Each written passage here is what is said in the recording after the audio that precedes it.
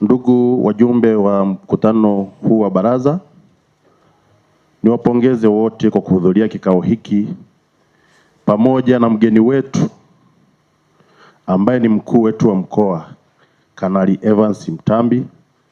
Tunakukaribisha sana Mheshimiwa mkuu wa mkoa katika halmashauri hii yetu ya wilaya. Najua ujio wako ni furaha kwetu sisi waheshimiwa wote madiwani pamoja na wakuu wa idara na vitengo wa halmashauri hii.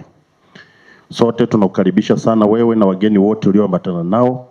Karibu sana sana sana katika halmashauri hii, na tunakukaribisha tujumuika pamoja katika mkutano huu wa baraza la CAG la kujadili utekelezaji wa hoja za CAG.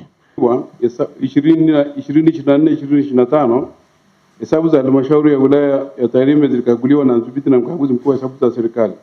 Matokeo ya ukaguzi huo ni kwamba halmashauri ya wilaya ya Tarime ilipata hati safi, unqualified opinion.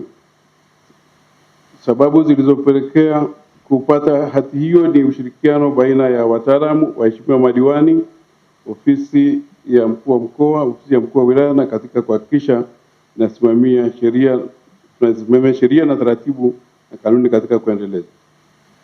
Vile vile, Mheshimiwa Mwenyekiti, kwa kipindi cha miaka 5 mfululizo kuanzia mwaka 2019 hadi 2025 halmashauri ya wilaya ya Tarime iliendelea kupata hati safi.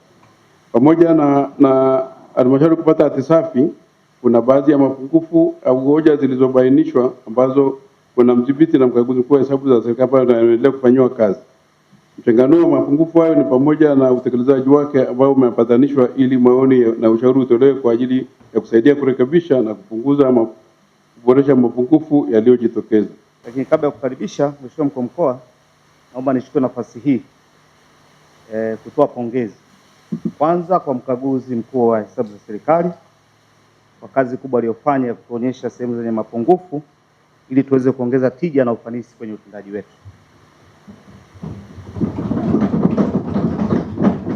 Lakini pili, niipongeze halmashauri kwa kupata hati safi.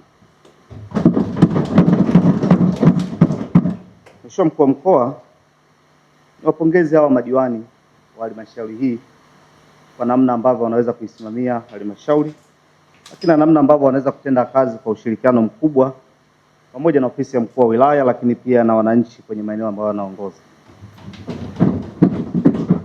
Na hii kipekee niipongeze management kwa kazi kubwa ambayo wanaifanya, na hapa tumeona namna ambavyo wameweza kupunguza hoja, lakini pia kujibu hizo hoja ambazo zilikuwa mbele yao.